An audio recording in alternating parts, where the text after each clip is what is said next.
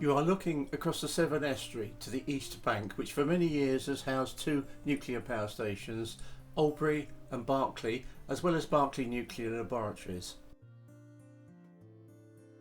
The large construction you can see on the right is Albury Nuclear Power Station, which was decommissioned in 2014. It first came to our attention in the 1980s when we discovered a cluster of 7 childhood leukemia cases just 5 miles away across the river near Lydney. The main known cause of childhood leukemia is ionising radiation. Today the radioactive core is too dangerous to attempt to move, so that what you see here must stay for at least another 100 years when the nuclear authorities hope some way of disposing of it will be found.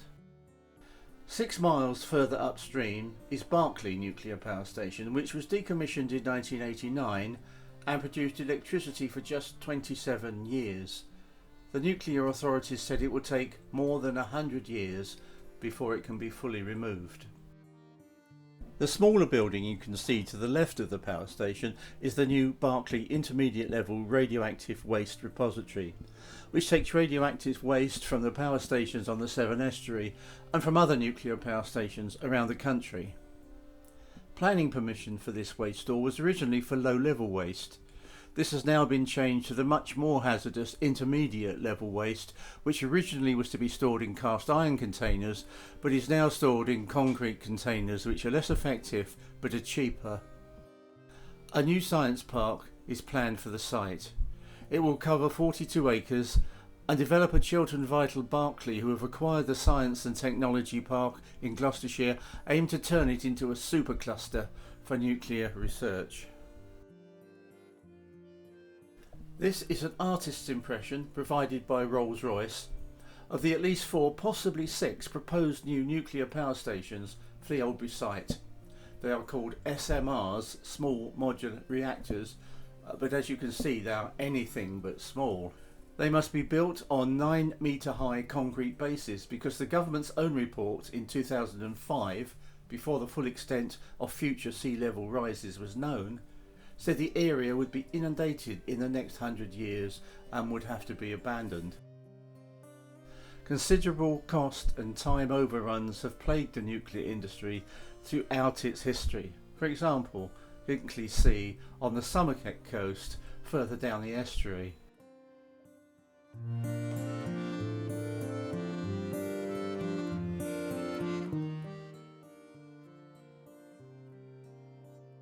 There is the considerable problem of highly radioactive waste, which has not been factored into any of the costings.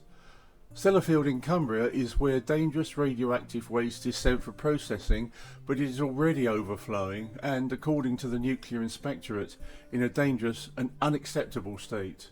And that's without coping with any new waste from these proposed new nuclear power stations. Given the much faster than expected increase in solar and wind generation and backup storage systems in the UK, given the rapid rate at which the cost of these renewables is coming down, given that we still have no way of disposing of the nuclear waste we already have, and given the eye-watering costs and uncertainty in constructing nuclear power stations, it seems to us to be the logic of the madhouse to continue with these plans.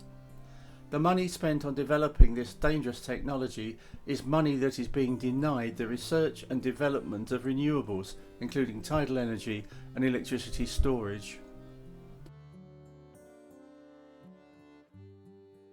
A serious cause for concern is cyber-terrorism. Criminals, terrorists or hostile states could hack into the computer control systems and electricity supply systems, potentially causing a catastrophic meltdown, such as was seen at Chernobyl and Fukushima. If this was to happen at Albury, then most, if not all, of Bristol would have to be evacuated, possibly for many years, along with Newport, Stroud and all the towns and villages in between. It is worth noting that all homeowners' house insurance specifically excludes damage or loss from nuclear accidents. None of the local authorities in the area, at the time this video was made, have drawn up any evacuation plans. When the authorities tell you that we need nuclear power stations for energy security and to keep the lights on, they are, quite simply, lying.